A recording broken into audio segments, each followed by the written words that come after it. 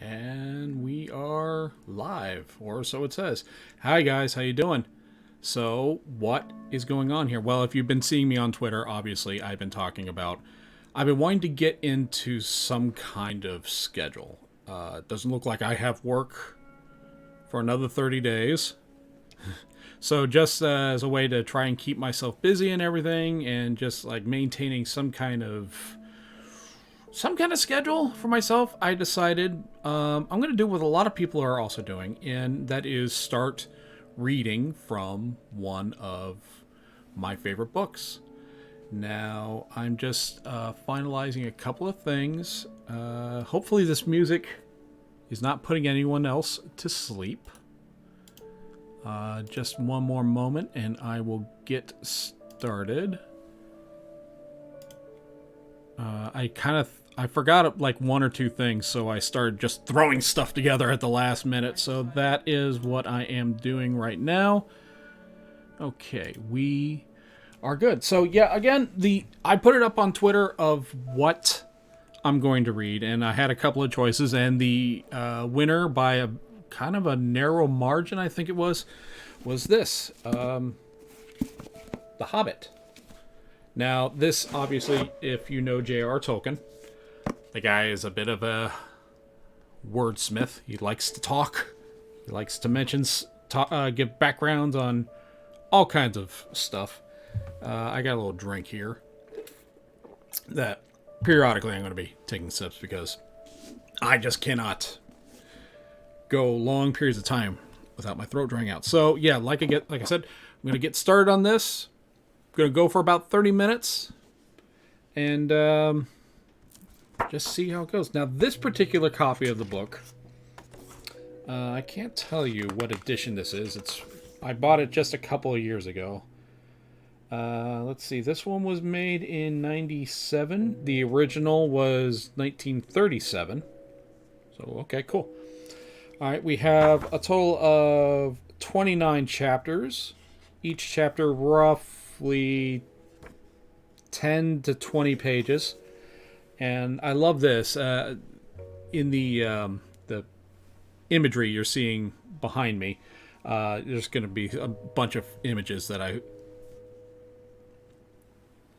stole. I stole them. Yeah, I stole them.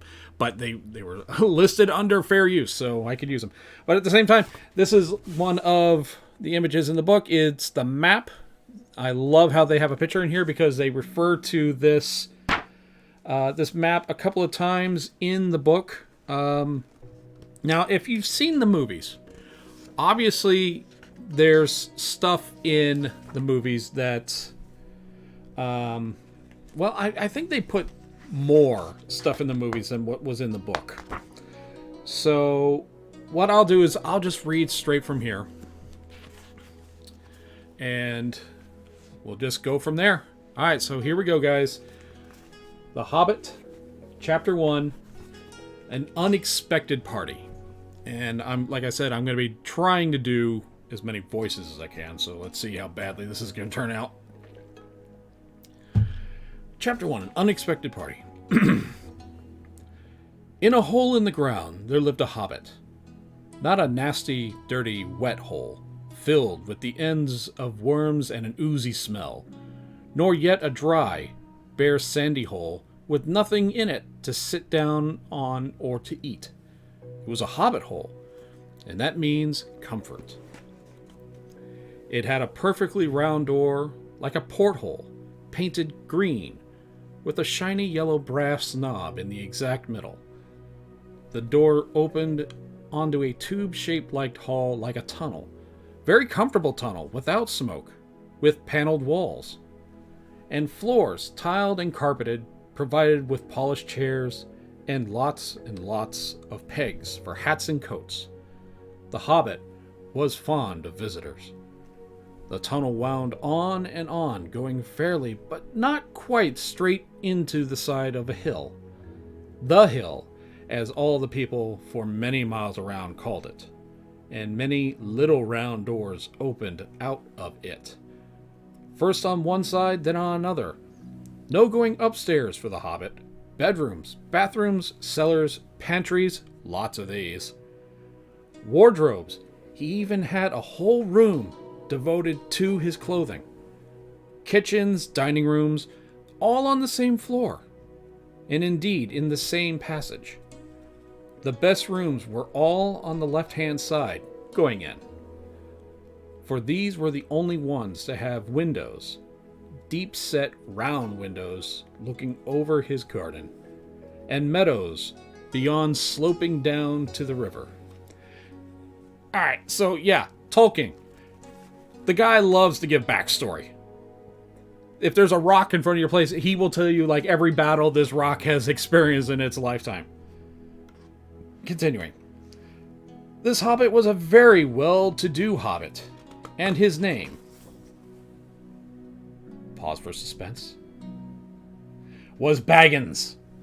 The Bagginses, that's literally how it's typed in. The Bagginses have lived in the neighborhood of the hill for time out of mind, and people considered themselves very respectable, not only because most of them were rich, but also because they never had any adventures or did anything unexpected. You could tell what a Baggins would say on any question without the bother of asking him. I never said I was a great reader.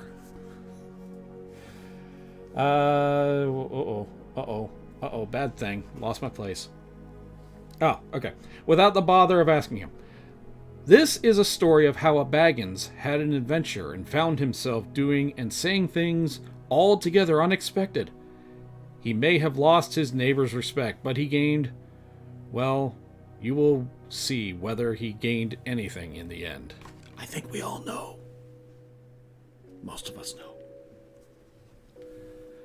The mother of our particular hobbit... Okay, we're getting into lineage here. The mother of our particular hobbit. Did I miss something? No, I didn't. The mother of our particular hobbit. What is a hobbit? I suppose hobbits need some description nowadays, since they have become rare and shy of the big people, as they call us. They are, or were, a little people, about half our height, and smaller than bearded dwarves. Hobbits have no beards. There is little or no magic about them, except the ordinary everyday sort which helps them disappear quietly and quickly when large stupid folk like you and me come blundering about, making a noise like elephants when they can hear a mile away. They are inclined to be fat in the stomach. They dress in bright colors, chiefly green and yellow. They wear no shoes because their feet grow natural leathery soles and thick, warm, brown hair like the stuff on their heads, which is more not curly. They have long, clever brown fingers, good natural faces, and laugh deep, fruity laughs, especially after dinner, which they have twice a day when they can get it. Now, you know enough to go on with. As I was saying, the mother of this hobbit, Bilbo Baggins that is, was the famous Belladonna Took, one of the 3 remarkable daughters of the Old Took, head of the hobbits who lived across the water, the small river that ran at the foot of the hill. It was often said, in other families, that long ago one of the Took ancestors must have taken a fairy wife. That was, of course, absurd. But certainly there are still something not entirely hobbit-like about them, and once in a while members of the Took clan would go and have adventures. They discreetly disappeared, and the family hushed it up, but the fact remained that the Tooks are not as respectable as the Bagginses, though they were undoubtedly richer. Not that Belladonna Took ever had any adventures after she became Mrs. Bungo Baggins. Bungo, that was Bilbo's father, built the most luxurious hobbit hole for her, and partly with her money. That was to be found either under the hill, or over the hill, or across the water. And there they remained to the end of their days. Still, it is probable that Bilbo, her only son, although he looked and behaved exactly like a second edition of his solid and comfortable father, got something a bit weird in his makeup from the Took side. Something that only waited for a chance to come out. The chance never arrived until Bilbo Baggins was grown up, being about 50 years old or so, and living in the beautiful hobbit hole built by his father, which I have just described for you, until he had, in fact, apparently settled down immovably. So, there's Bilbo. And by the way, I am not doing this for views. If anybody wants to watch it and share it with their kids, great, awesome. I'm more or less, like I said earlier, trying to do it for myself to get some kind of schedule. Alright, so continuing. By some curious chance one morning long ago in the quiet of the world, when there was less noise and more green, and the hobbits were still numerous and prosperous, and Bilbo Baggins was standing at his door after breakfast, smoking an enormous long pipe that reached nearly down to his woolly toes, neatly brushed, of course. Gandalf came by. Gandalf! If you had heard only a quarter of what I have heard about him, and I have only heard very little of all there is to hear, you would be prepared for any sort of remarkable tale. Tales and adventurers sprouted up all over the place, wherever he went, in the most extraordinary fashion.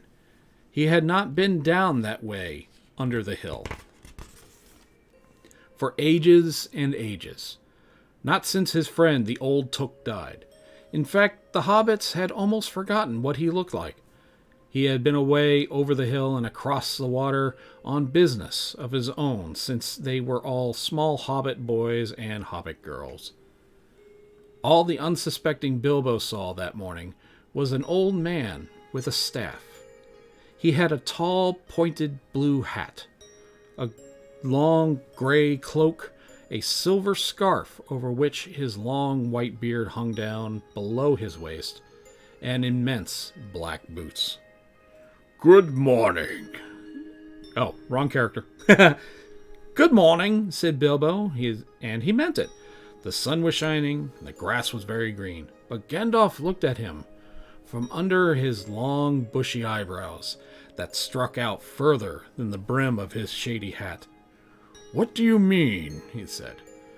"Do you wish me a good morning, or mean that it is a good morning whether I want it to or not? Or that you feel good this morning? Or that it is a morning to be good on?" "All of them at once," said Bilbo. "And a very fine morning for a pipe of tobacco out of doors into the bargain. If you have a pipe about you, sit down and have a fill of mine. There's no hurry, and we have all the day before us." Then Bilbo sat down on the seat by his door, crossed his legs, and blew out a beautiful gray ring of smoke that sailed up into the air without breaking and floated away over the hill. "Very pretty," said Gandalf. "But I have no time for smoke rings this morning. I am looking for someone to share in an adventure that I might be arranging, and it's very difficult to find anyone." "I should think so, in these parts. We are plain quiet folk and have no use for adventures. Nasty, disturbing, uncomfortable things. Make you late for dinner. I can't think what anybody sees in them," said out Mr. Bilbo Baggins, and struck one thumb behind his braces and blew out another, even bigger, smoke ring. Then he took out his morning letters, began to read, pretending no more notice of the giant old man. He had decided that he was not quite his sort and wanted him to go away, but the old man did not move. He stood leaning on his stick and gazing at the hobbit without saying anything, till Bilbo got quite uncomfortable and even a little cross. "Good morning," he said at last. "We don't want any adventurers here, thank you. You might want to try over the hill or across the water." By this he meant that the conversation was at an end. "What a lot of things you do use good morning for," said Gandalf. "Now that you mean that you want to get rid of me, and that it won't be good till I move off." Not at all, my dear sir. Let me see, I don't know. Do I know your name?"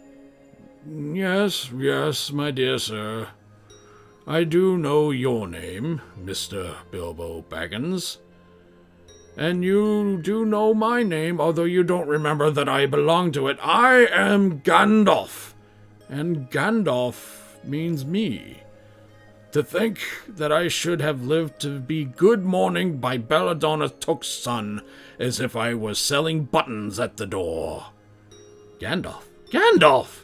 Good gracious me! Not the wandering wizard that gave old Took a pair of magic diamond studs that fastened themselves and never came undone until ordered? Not the fellow who used to tell such wonderful tales at parties about dragons and goblins and giants and the rescue of princesses and the unexpected luck of widows' sons. Not the man that used to make such particular excellent fireworks. I remember those. Old Took used to have them on his Midsummer's Eve. Splendid! They used to go up like great lilies and snapdragons and fire and hang in the twilight all evening. You will notice already that Mr. Baggins was not quite so prosy as he liked to believe. Also, that he was very fond of flowers. "Dear me," he said. "Not the Gandalf who was responsible for so many quiet lads and lasses going off into the blue for mad adventures? Anything from climbing trees to visiting elves, or sailing in ships, or sailing to other shores. Bless me, life used to be quieter you used to upset things badly in these parts once upon a time. I beg your pardon, but I have no idea you were still in business." "Where else would I be?" said the wizard. "All the same, I am pleased to find you remember something about me. You seem to remember my fireworks kindly. At any rate, and that is not without hope. Indeed, for your old grandfather Took's sake, and for the sake of poor Belladonna, I will give you what you've asked for." "I beg your pardon, I haven't asked for anything." "Yes, you have, twice now. My pardon. I give it to you. In fact, I will go so far as to send you on this adventure. Very amusing for me, very good for you, and profitable, too, very likely, if you ever get over it."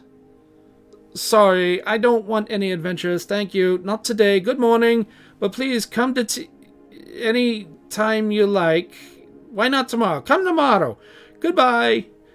With the Hobbit turned and scuttled inside his green door and shut it quickly, as he dared not to seem rude. Wizards, after all. They are wizards.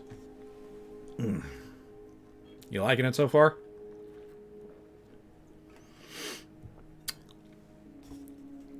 Okay. "What on earth did I ask him to tea for?" he said to himself, as he went to his pantry. He had only just had breakfast, but he thought a cake or two and a drink of something would do him good after his fright. Gandalf, in the meantime, was still outside, in the door, laughing long but quietly. After a while, he stepped up, and with the spike of his staff, scratched a strange sign into the Hobbit's beautiful green front door. Then he strode away, just about the time when Bilbo was finishing his second cake and beginning to think he had escaped adventurers very well. The next day he had almost forgotten about Gandalf.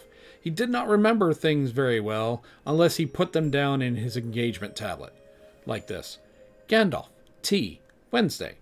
Yesterday he had been too flustered to do anything of the kind.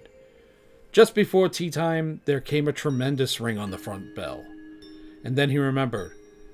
He rushed and put on the kettle, and put out another cup and saucer, and an extra cake or two, and ran to the door. I am so sorry to keep you waiting, he was going to say when he saw that it was not Gandalf at all. It was a dwarf with a blue beard, tucked into a golden belt. Beard so long, it was in his belt. Just checking quick messages, make sure it's not urgent.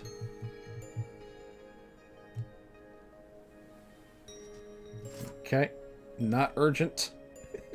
So we're going to mute that so it doesn't bother me again.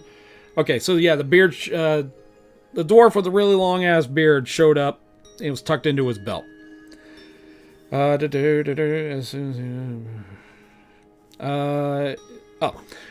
A dwarf with a blue beard tucked into a golden belt and very bright eyes under his dark green hood. As soon as the door was open, he pushed it inside, just as if he had been expected. He hung his hooded cloak on the nearest peg, and, "Dwalin, at your service," he said with a low bow. "Bilbo Baggins, at yours," said the hobbit, too surprised to ask any questions for the moment. When the silence that followed had become uncomfortable, he added, "I am just about to make tea. Pray come and have some with me?" A little stiff, perhaps, but he meant it kindly. And what would you do if an uninvited dwarf came, hung his things up in your hall without a word of explanation? They had not been at the table for long. In fact, they had hardly reached the third cake when there came another louder knock at the door. "Excuse me," said the hobbit, and off he went to the door. "So you've gotten here at last." That was what he was going to say to Gandalf this time. But it was not Gandalf again. Instead, there was a very old-looking dwarf on the step with a white beard and a scarlet hood, and he too hopped inside as soon as the door was opened, just as if he'd been invited. "I see that they have begun to arrive already," he said, when he caught sight of Dwalin's green hood hanging up. He hung his red hood next to it, and, "Balin, at your service," he said, with a hand on his breast. "Thank you," said Bilbo, with a gasp. It was not the correct thing to say, but "they have begun to arrive" had flustered him. He liked visitors, but he liked to know them before they arrived, and he preferred to ask them himself. He had a horrible thought that the cakes might run short, and then he, as the host, knew his duty and stuck to it however painfully. He might have to go without. "Come along in and have some tea," he managed to say, taking a deep breath. "A little beer would suit me better if it all the same to you, my good sir," said Balin with the white beard. "But I don't mind some cake. Seed cake, if you have any." "Lots," Bilbo found himself answering to his own surprise, as he found himself scuttling off to the cellar to find a pint of beer mug. And then to a pantry he to fetch 2 beautiful round seed cakes, which he had baked and then after that afternoon for his after-supper dessert. What is seed cake? I don't know. I really don't. I might have to look that one up later. When he got back to Balin and Dwalin, were talking at the table like old friends. As a matter of fact, they were brothers. Bilbo plumped down the beer and the cake in front of them, when loud came a ring at the bell again, and then another ring. Gandalf for certain this time, he thought, and he puffed along the passage. But it was not. It was 2 more dwarves, both with blue hoods, silver belts, and yellow beards, and each of them carried a bag of tools and a spade. In they hopped as soon as the door began to open, they hopped in. Bilbo was hardly surprised at all. "What can I do for you, my dwarves?" "Kili, at your service," said one, and Fili, added the other, and they both swept off their blue hoods and bowed. "And yours and your families," replied Bilbo, remembering his manner this time. "Dwalin and Balin's here already, I see," said Kili. "Let us join the throng." "Throng," thought Mr. Baggins. "I don't like the sound of that. I really must sit down for a minute and collect my wits and have a drink, maybe." That's not a bad idea. Have a drink.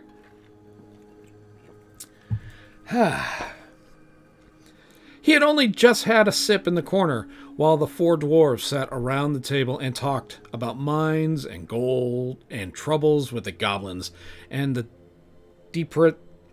depressions of dragons and lots of the other things which he did not understand and did not want to, for they sounded much too adventurous.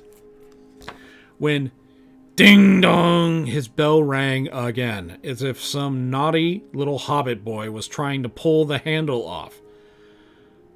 "Someone at the door," he said, blinking. "Some 4, I should say by the sound," said Feely. "Besides, we saw them hiking along behind us in the distance." The poor little hobbit sat down in the hall and put his head in his hands and wondered what had happened and what was going to happen, and whether they all would stay for supper. Then the bell rang again, louder than ever, and he had to run to the door. It was not 4, after all, it was 5. Another dwarf had come along while he was wandering in the hall. He had hardly turned the knob before they were all inside, bowing and saying, "At your service," one after another. Dory, Nori, Ori, Oin, and Gloin were their names. And very soon, 2 purple hoods, a gray hood, a brown hood, and a white hood were hanging on the pegs, and off they marched with their broad hands stuck in their gold and silver belts to join the others. Already it had become such a throng. Some called for ale, some for porter, one for coffee, and all of them for cake. So the hobbit was kept very busy for a while. Okay, we'll go a few extra minutes. Night 1. Let's go. Let's do it.